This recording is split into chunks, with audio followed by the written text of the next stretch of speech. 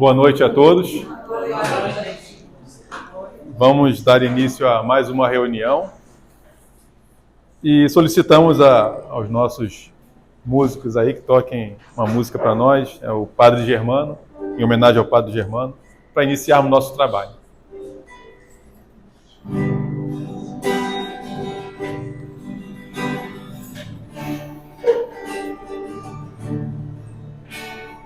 Padre Germano, olhai por nós, dai-nos a bênção do Senhor.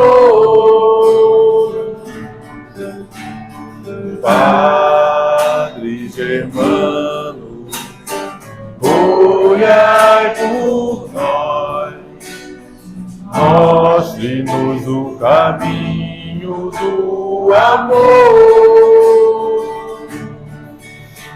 Espírito simples, mas superior, sempre pronto para nos amparar. Espírito vivo e fundamental, Padre, seu amor é imortal. Nosso SEAB é uma dádiva de luz, de caridade, sempre em nome de Jesus. Padre Germano, nosso mentor, fonte de ternura e de amor. Padre Germano, nosso mentor, fonte de ternura e de amor.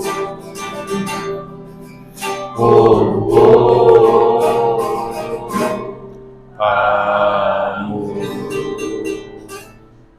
Obrigado, Cláudio e Ricardo.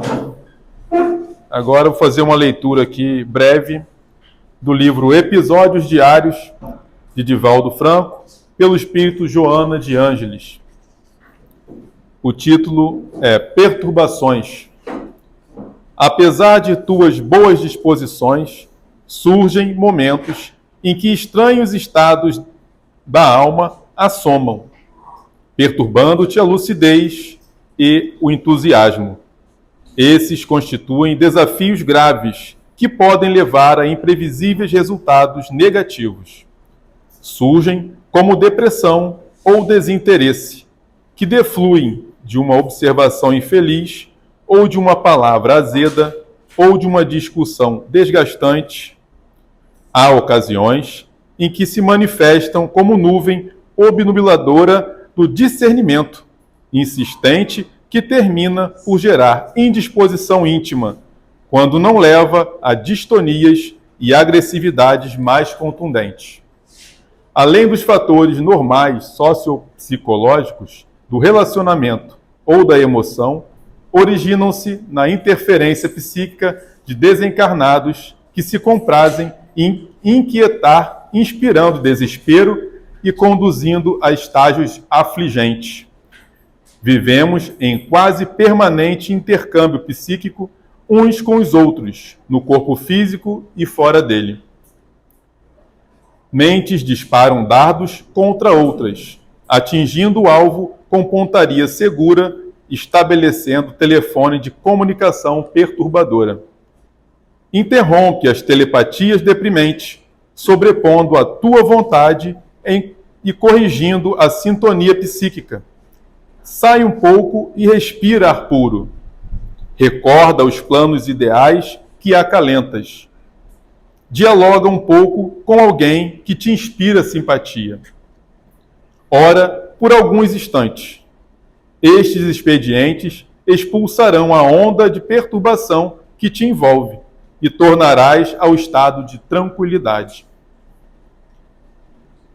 Vamos fazer uma prece, fechar nossos olhos, elevar nossos pensamentos a Deus e assim dizer: Mestre amado, querido Jesus, obrigado por mais este dia, obrigado por esta oportunidade de estudos. Abençoe a todos os presentes e esta reunião com a tua permissão. Muito obrigado, mentores espirituais, Padre Germano, e a todos os presentes dessa equipe espiritual que nos ampara. E assim seja. Agora, essa palavra com o irmão aí. Até que horas? 10, 5 para as 9. Tá.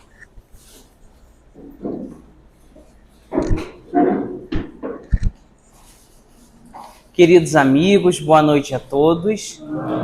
É uma grande alegria estar aqui no Centro Espírita Aprendizes do Bem para juntos estudarmos a proposta espírita de felicidade e plenitude para as nossas existências. Sempre quando estamos em um ambiente religioso, particularmente um ambiente cristão espírita, estudando, bebendo da fonte cristalina do Evangelho, nós nos recordamos daquelas palavras que Simão Pedro dirigiu ao Senhor. Senhor, para onde iremos nós, se só Tu tens as palavras de vida eterna? Para onde iremos, se somente a doutrina cristã, as palavras de Jesus, os seus ensinos, o seu evangelho de amor e luz, nos oferecem esse conforto moral, nos aponta um rumo existencial? Já não mais andamos vagando no mundo sem rumo, porque em realidade já temos o objetivo da nossa existência traçado, que é nos autoconhecermos, fazermos a nossa luz brilhar e com isso nos transformarmos no sal da terra. Não basta apenas buscarmos o ideal de autoiluminação se não estivermos dispostos a compartilharmos essa luz, a fazermos essa luz no meio em que estamos inseridos, de modo a espancarmos a escuridão que se abate nessa noite moral pela qual a Terra atravessa. O tema que nós vamos abordar na noite de hoje encontra-se íncito em O Evangelho segundo o Espiritismo, de Allan Kardec, obra que trata a questão dos evangelhos, mais particularmente no seu aspecto moral. E o tema que nos cabe abordar encontra-se no capítulo 5º, Bem-aventurados os aflitos, e se intitula O Suicídio e a Loucura. Pode parecer um tema pesado falar sobre suicídio e sobre loucura, mas sempre que a gente estuda a doutrina espírita, sempre que nós nos debruçamos sobre o Evangelho de Jesus, nós vemos que são doutrinas que exaltam a vida em todo momento.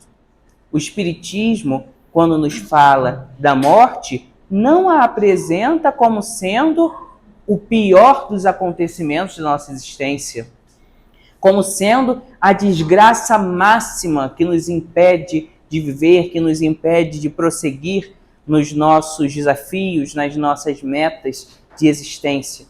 A doutrina não nos apresenta a morte como um acontecimento fúnebre. O Espiritismo nos apresenta a morte como sendo uma ocorrência natural da própria vida e em favor da manutenção da própria vida. Sem a morte, no sentido material, não existe a renovação das formas, não existe o progresso, porque a morte, a destruição em realidade, nada mais é do que uma transformação de modo a ensejar novas formas de manifestação de vida. Jesus nos fala: vim para que tenham vida e vida em abundância. Então a gente está a todo momento na doutrina espírita aprendendo a valorizarmos a nossa vida. A começar pelo nosso próprio corpo físico, que entendemos como sendo o instrumento que a providência divina nos confiou, a fim de nos movimentarmos em estando no plano material. e com o qual nós temos graves responsabilidades de mantermos, de cuidar, de preservarmos a higiene e de nos conduzirmos nesse corpo até o final da nossa existência, cujo momento será decidido por Deus e do qual nenhum de nós poderá escapar ou poderá tardar. Mas e antecipar esse momento? É uma estatística lamentável a que nós temos de que no mundo, segundo a Organização Mundial de Saúde, 700 mil pessoas se suicidam ao ano. Muitos casos de suicídio se devem, claro, às questões de transtornos mentais, transtornos psiquiátricos, em que o indivíduo, já não tendo mais o rumo da sua própria existência, já não tendo lucidez, já não estando mais no prumo de si mesmo, acaba por uma ação, por um momento de nervosismo, por um momento de surto, indo ao encontro da morte. Porém, a maioria dos casos de suicídio de que se tem notícia não são devidos a esses fatores, e sim a nossa reação aos estímulos externos. A forma como as coisas acontecem na nossa vida e como vamos reagir a elas.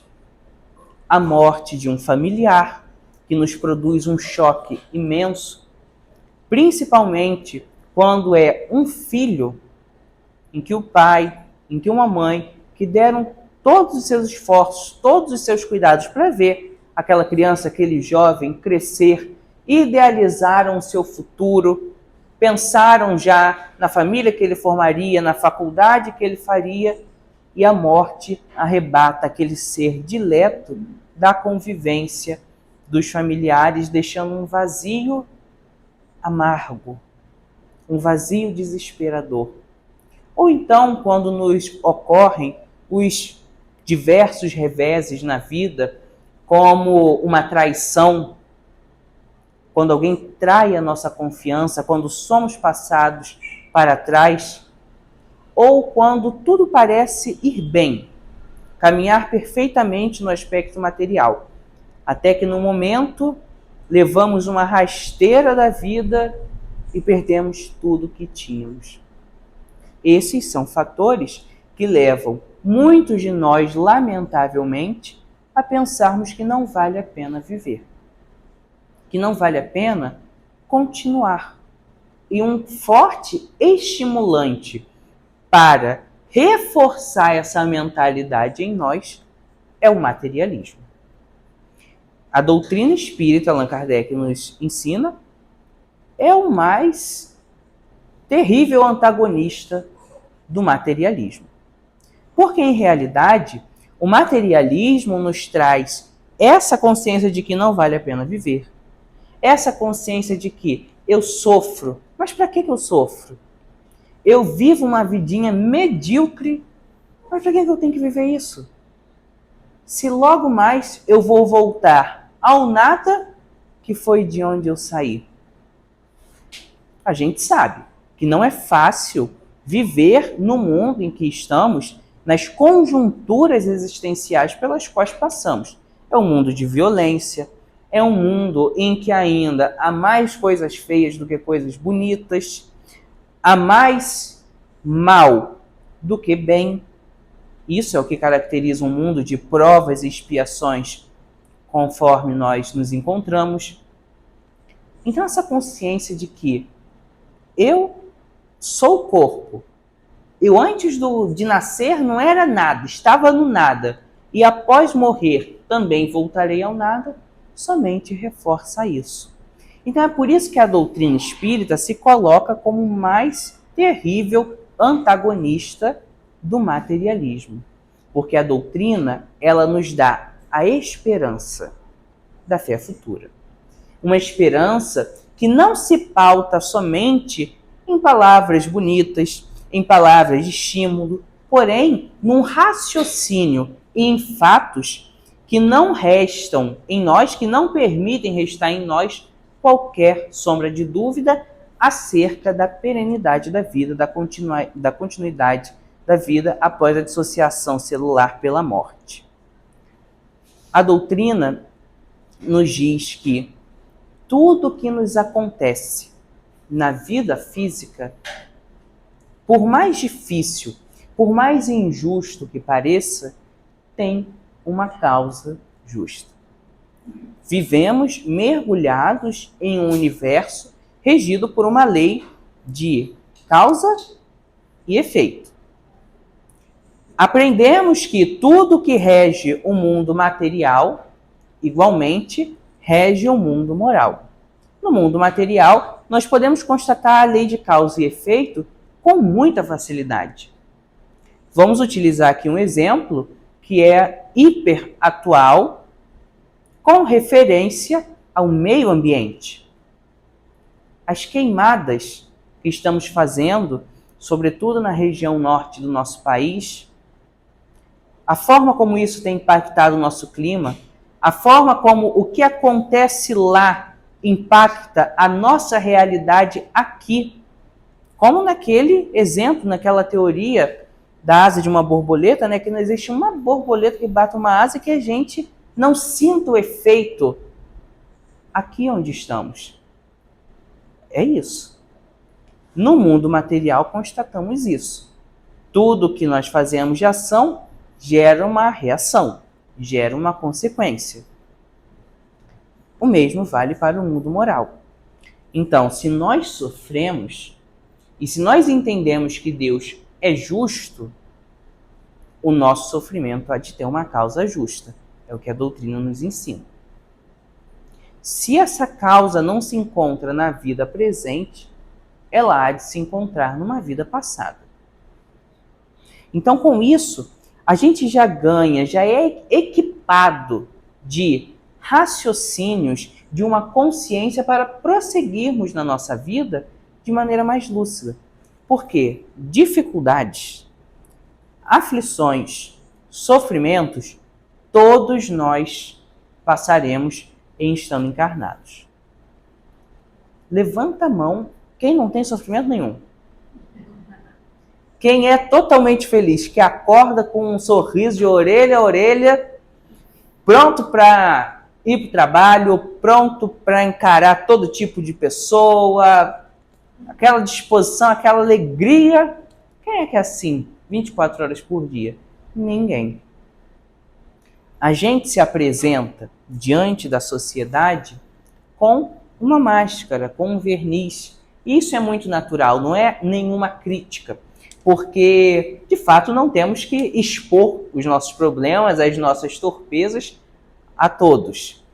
Porém, no interior de cada um, mesmo daquele que estampa um sorriso no seu rosto, que afivela um sorriso, uma alegria no seu rosto, no seu interior carrega também as suas dificuldades. Então, o fato é, o sofrimento é comum a todos. Não importa o que você faça da sua vida, mas o sofrimento é comum a todas as criaturas. A forma como nós vamos reagir a eles que é diferente. Então, por isso que Kardec nos fala, com referência ao suicídio, que a calma e a resignação adquiridas na forma de considerar a vida terrestre e a fé do futuro dão ao espírito uma serenidade que é a melhor defesa contra a loucura e contra o suicídio.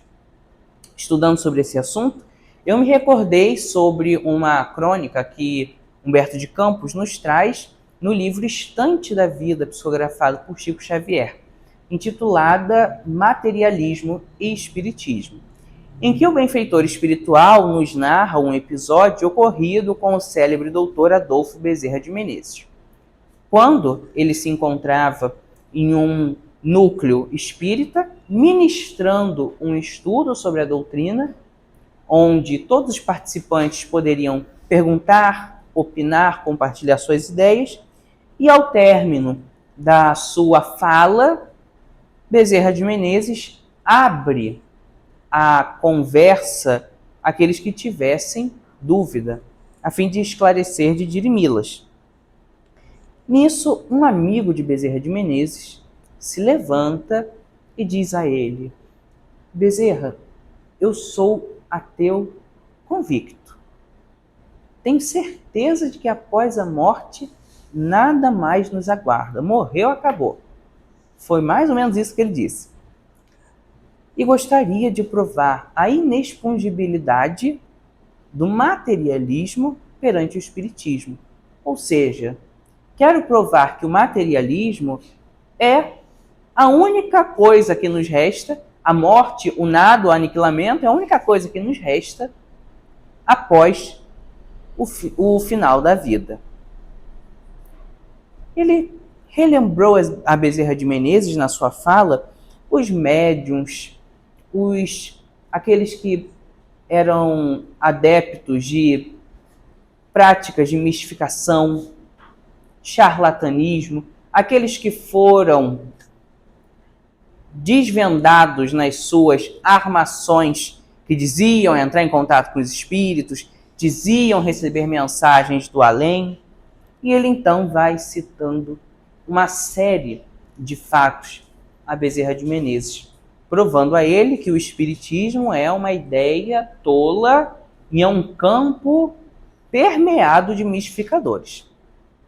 Então Bezerra de Menezes, com a sua sabedoria, que lhe era muito peculiar, lhe é muito peculiar, responde ao seu amigo, não preocupado com aquelas acusações acerca da doutrina, acerca das mistificações, porque ele sabia que somente o tempo seria capaz de fazê-lo entender.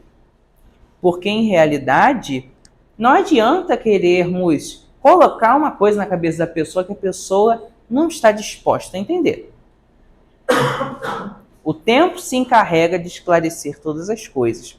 Nesse caso, como ele trouxe essa objeção referência à doutrina espírita, a gente se recorda que tudo pode ser abusado. As melhores coisas podem ser abusadas. E a mediunidade e a doutrina espírita não estão imunes a isso, porquanto elas estão no nosso meio.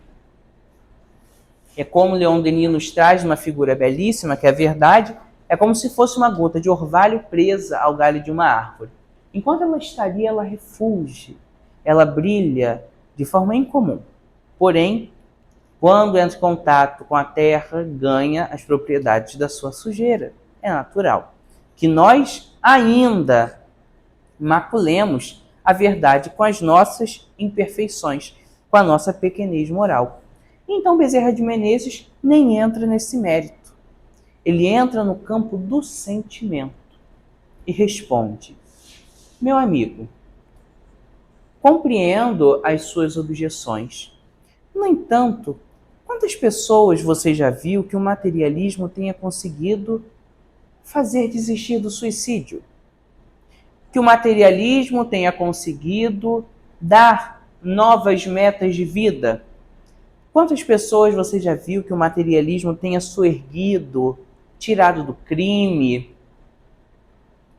apontado rumos libertadores, incentivado a fraternidade, incentivado ao cumprimento das leis morais, a ser bom cidadão, a ser ético, a ser honesto, a perder no mundo, mas para manter a sua consciência tranquila? Quantas pessoas você já viu que o materialismo tenha conseguido fazer isso? Bezerra de Menezes, na sua fala belíssima, já se encontrava com os olhos marejados de água. E o seu amigo escutava todas aqueles contra-argumentos que Bezerra trazia a ele. Então a calma e a resignação que a fé espírita nos dá. Allan Kardec nos traz, no próprio capítulo 5 do Evangelho Bem-aventurados Aflitos, os motivos para sermos resignados. A resignação proposta pela doutrina dos espíritos não é, de forma alguma, uma resignação passiva. em que eu sofro, em que eu digo gostar de sofrer, em que eu não faço nenhum esforço para deixar de sofrer e vivo bem com isso, de maneira alguma. Isso é contrário à nossa natureza, porquanto temos o que a codificação chama de o desejo incessante do melhor. Então a gente tem essa vontade de estarmos bem. Todo o móvel das nossas ações é o desejo incessante do melhor. É o desejo de termos o melhor para nós. Porém, como tudo que é bom pode ser deturpado, nós entramos pelo extremo. E o desejo incessante do melhor acaba muitas vezes tendo o nome descambando para o egoísmo, para o orgulho, para a vaidade e nas suas lastimáveis manifestações. Mas não é para ninguém ser coitadinho quando se fala em resignação. A resignação é mais uma postura de entendimento, é uma postura de consciência. Quando a gente entende esse mecanismo da justiça divina, que nunca está dissociada da misericórdia, a gente vê também que o que eu sofro hoje, na realidade, não é o que eu mereço sofrer.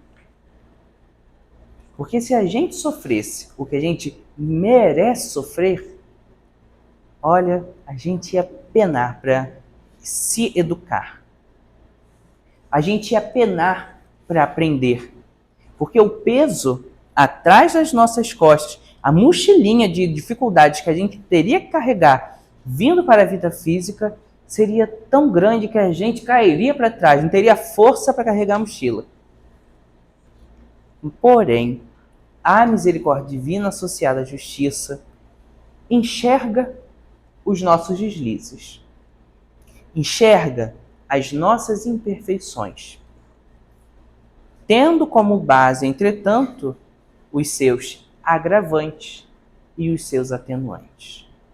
É por essa razão que a gente nunca pode julgar uma pessoa, que a gente nunca pode julgar a ação de uma pessoa, inclusive com referência ao suicídio.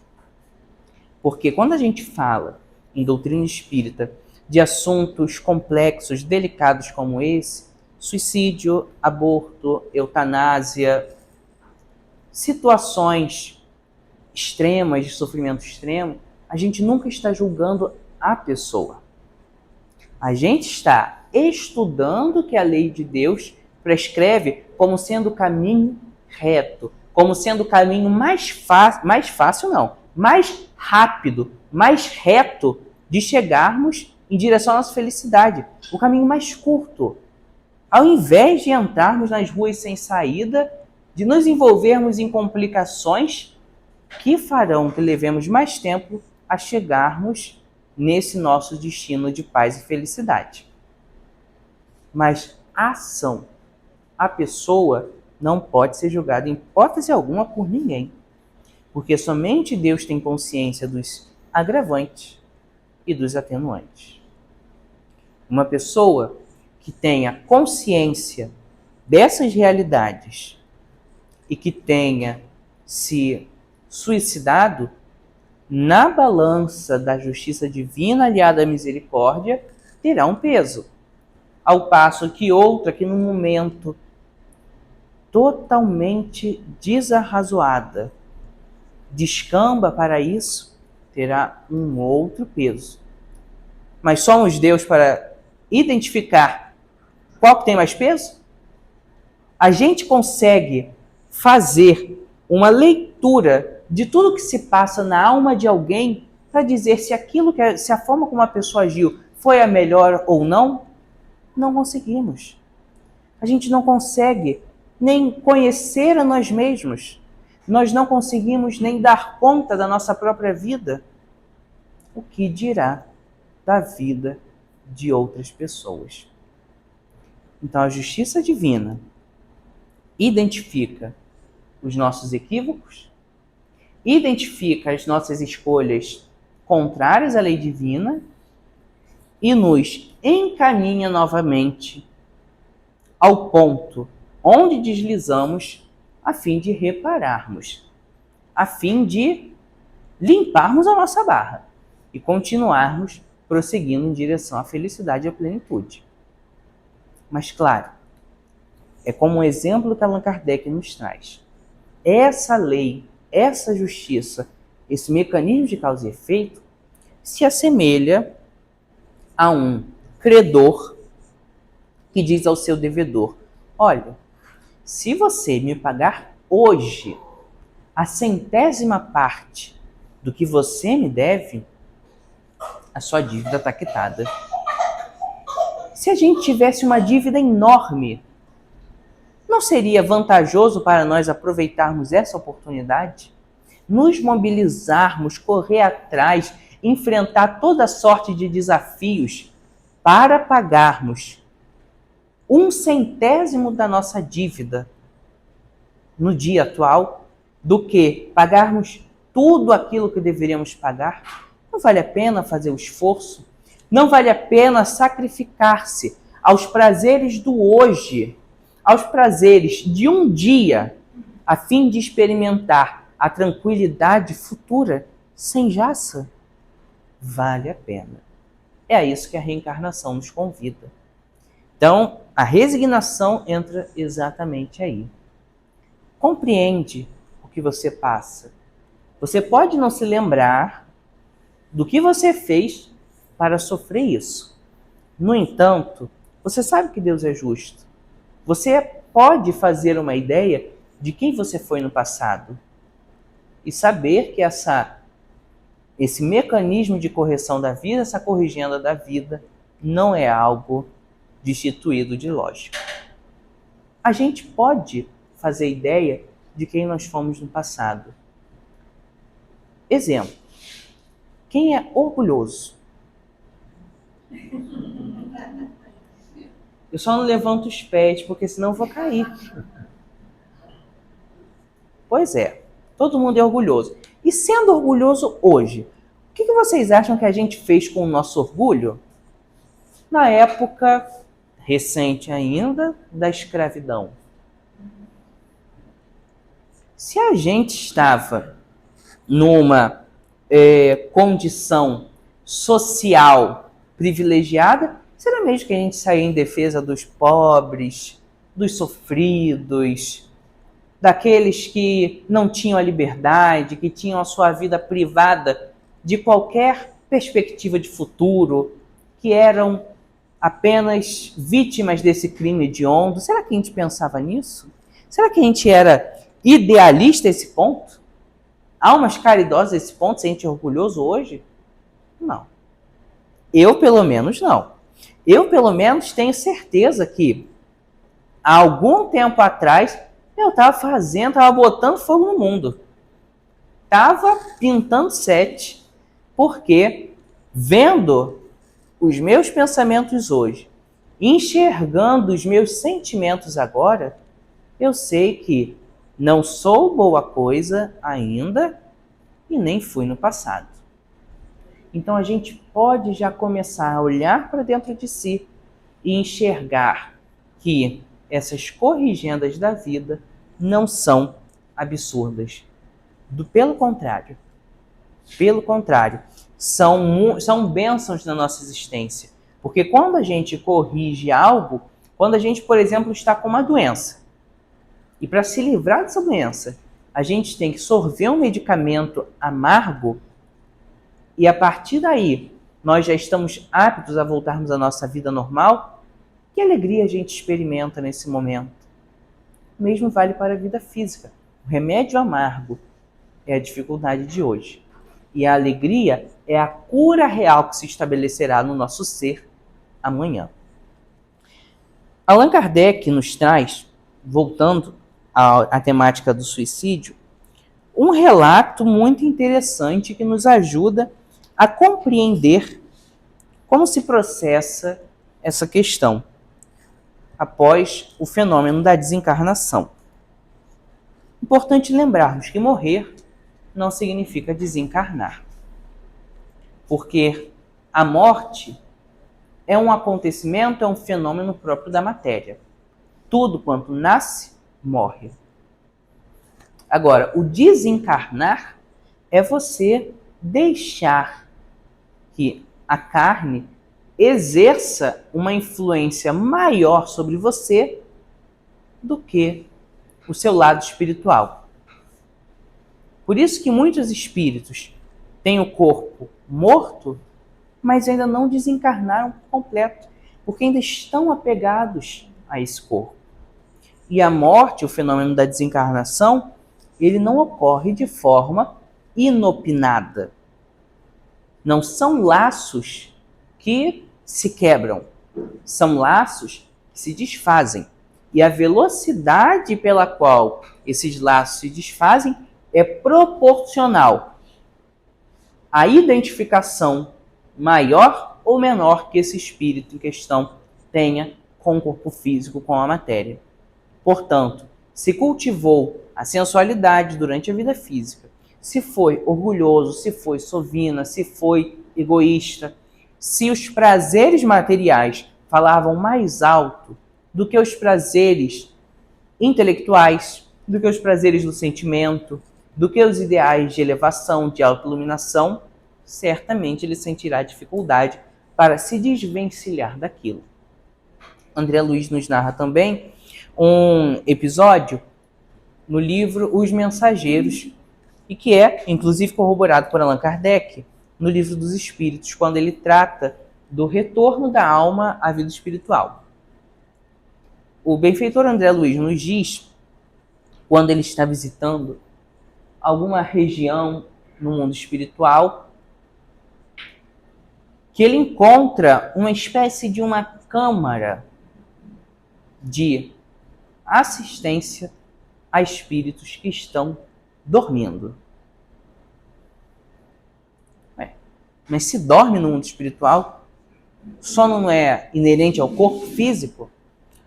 No entanto, esses espíritos, conforme foi explicado pelo benfeitor que conduzia André Luiz nessa visita, esses espíritos, durante a vida física, em momento nenhum se preocuparam com espiritualidade, porque estavam imaginando que a morte seria ou nada.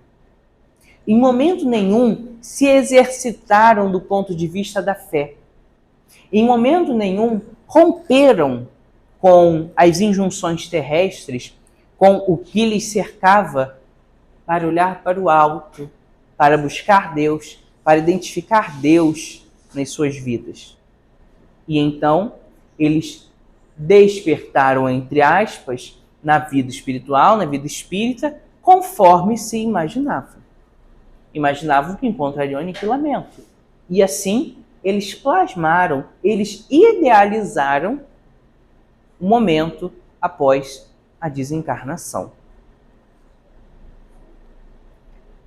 Quando a desencarnação ela ocorre num acidente ou em um caso de suicídio, em que o corpo ainda está repleto do fluido vital, os laços, na maioria das vezes, se demoram para se desfazer, porque ali ainda há grande vitalidade, ainda há grande afinidade do corpo, do espírito com o corpo que lhe abrigava. Por essa razão, que muitos indivíduos, ao desencarnarem, quando são ou evocados ou quando comparecem à mesa onde se exerce a mediunidade, afirmam que sentem os horrores da decomposição, porque ainda tem o corpo reverberando as impressões no seu ser. É a queixa, é a afirmação de grande parte dos suicidas. E aí Allan Kardec, no livro Céu e Inferno, no capítulo que trata exatamente dos espíritos suicidas, porque a segunda parte dessa obra, ela nos traz exemplos. É uma obra dividida em duas partes, para quem não conhece. A primeira, ele apresenta a doutrina do céu, do inferno, do purgatório, das penas eternas, à luz da doutrina espírita. E na segunda parte do livro, ele nos traz os exemplos de espíritos que foram evocados na Sociedade Espírita de Paris e em outros núcleos espíritas e que voltam para dar o seu depoimento. Então temos os espíritos criminosos, temos os espíritos felizes, espíritos em condição mediana e os suicidas. Um caso que me chamou muita atenção, quando eu estava lendo o capítulo, é intitulado por Allan Kardec, Uma Mãe e Seu Filho.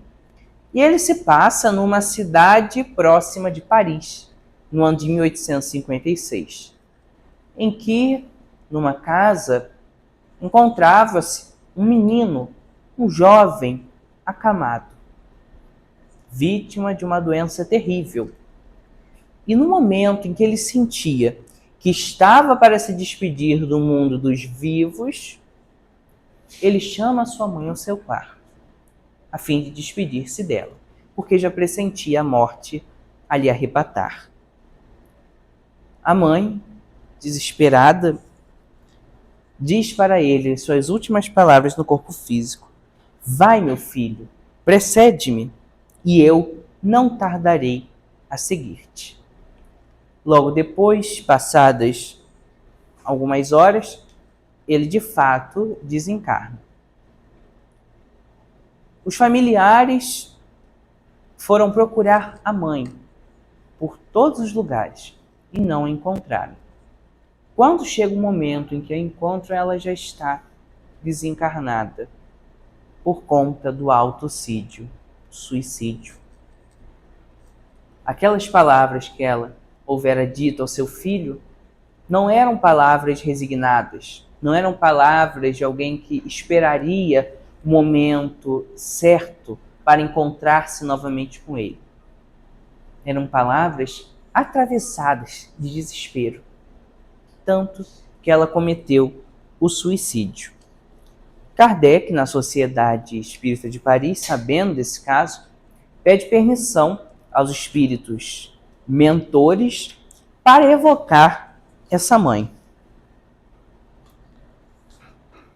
Ela, quando dá o seu depoimento, nos traz o seguinte relato: Deus tirou o meu filho de mim uma vez, quando levou ele do corpo, quando o arrebatou pela morte, e agora ele tira o meu filho de mim pela segunda vez. Porque morri para vê-lo. E cadê ele? Dizem para mim que ele está em outro lugar. Imagino que ele esteja no paraíso e eu esteja no inferno.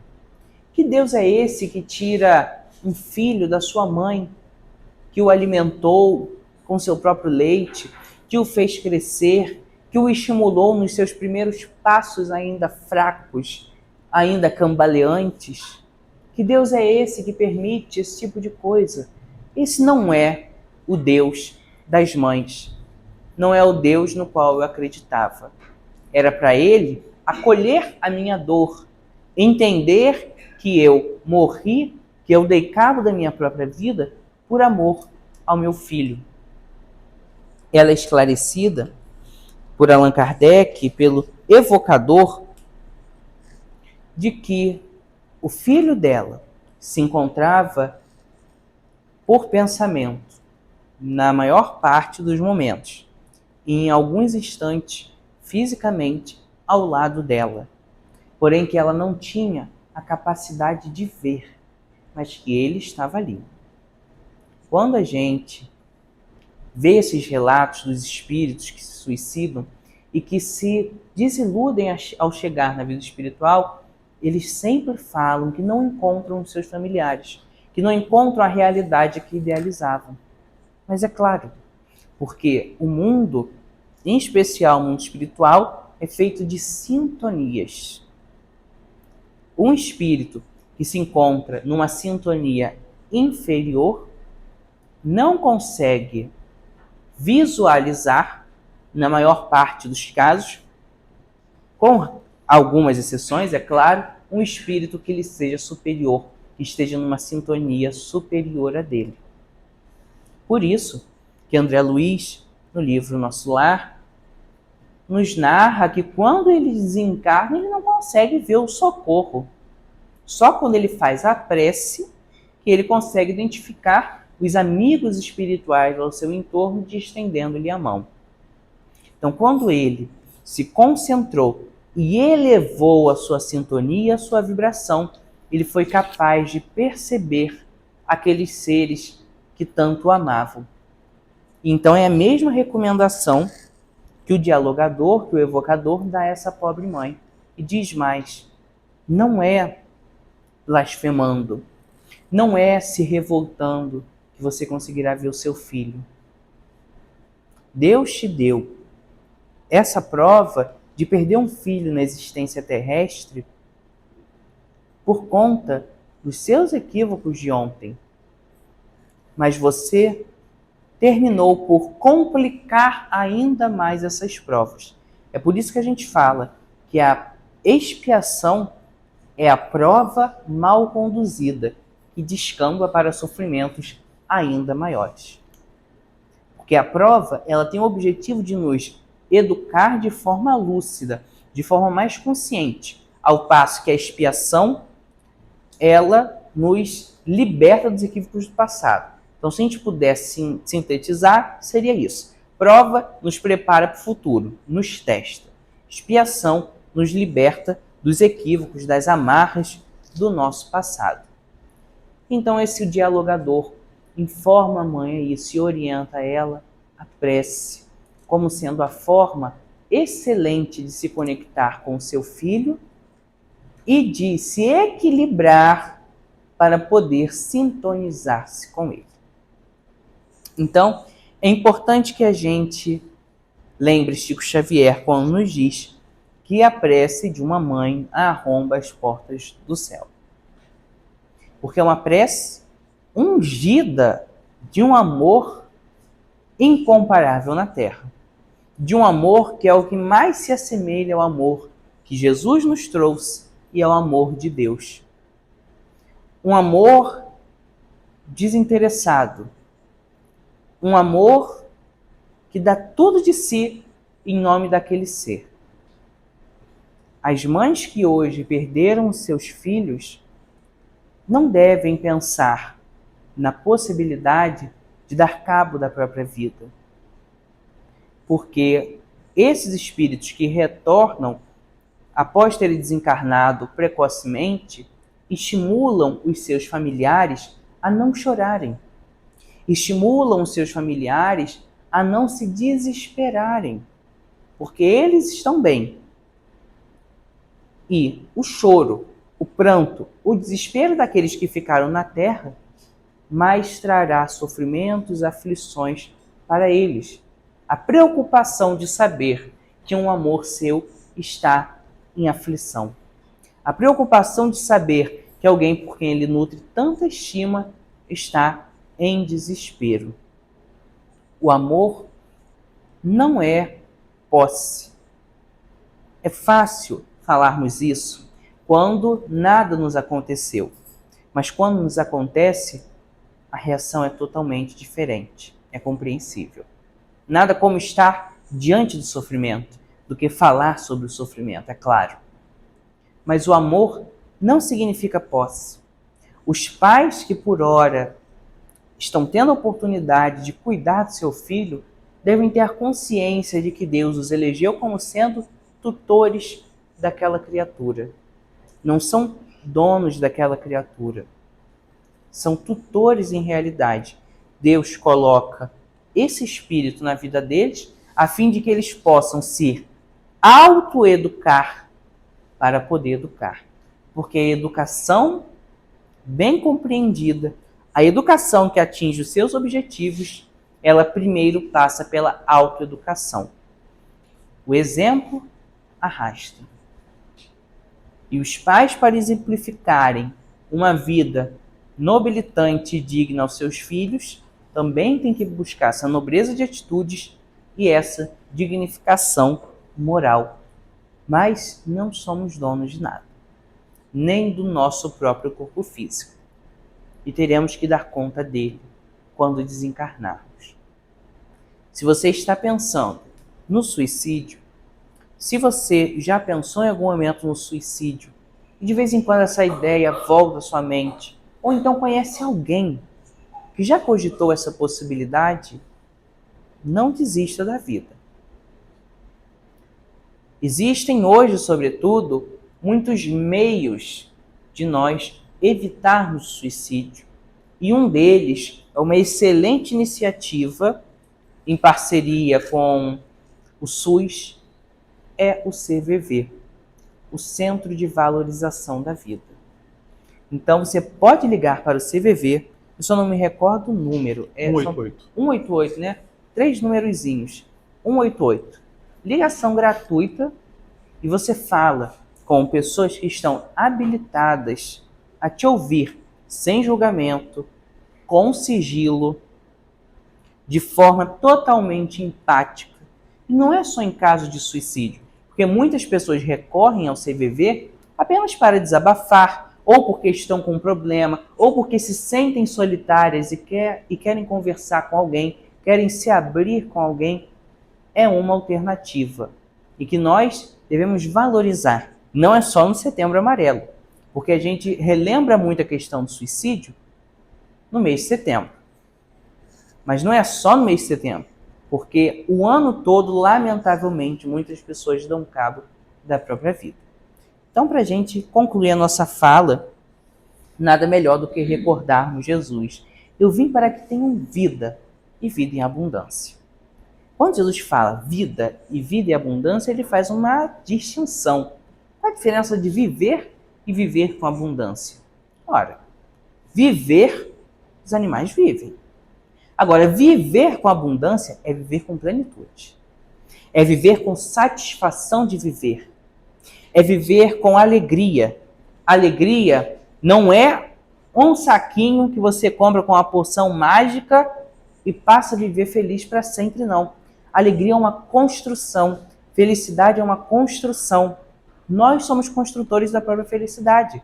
A gente pode sair daqui do centro e topar da primeira pedra que a gente vê ali na rua, a gente pode fazer disso uma tempestade em copo d'água.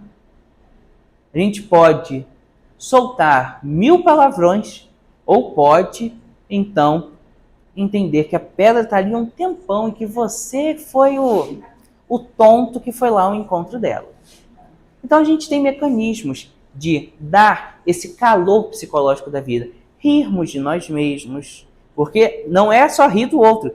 Rir de si mesmo é uma atitude de maturidade psicológica. Rirmos das nossas falhas, rirmos dos nossos equívocos, dos nossos deslizes, das nossas gafes, faz parte, todo mundo é assim. Então, construirmos a nossa alegria, construirmos a nossa felicidade, isso é viver em abundância. O cristão é alguém que tem que ser alegre, porque desde o nascimento de Jesus, o cristianismo é uma epopeia de alegria. Eis que vos trago boas novas de alegria, disse o Espírito, o anjo, quando Jesus ia nascer. E o Evangelho é uma exaltação à alegria. O Evangelho fala de cura. O Evangelho apresenta a doença não como sendo algo que nos coloca para baixo, mas algo que nos impulsiona. O Evangelho nos apresenta o sofrimento não como sendo a cruz onde se morre, mas como sendo a cruz onde se ressuscita.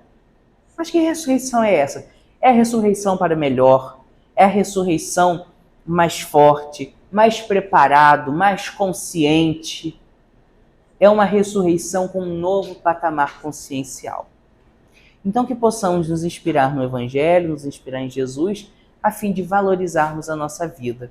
Porque desde o momento em que nascemos, o tempo na vida física está correndo, a ampulheta está correndo. E ao chegarmos no mundo espiritual, a pergunta será essa: você valorizou a sua vida? Ou você foi subtraindo os seus anos de vida com irritação? Você foi subtraindo seus anos de vida com reclamações, com alimentação indevida, com bebida, com excesso, com abuso da vida física? Valorizemos a nossa vida. Muito obrigado a todos e Deus nos abençoe.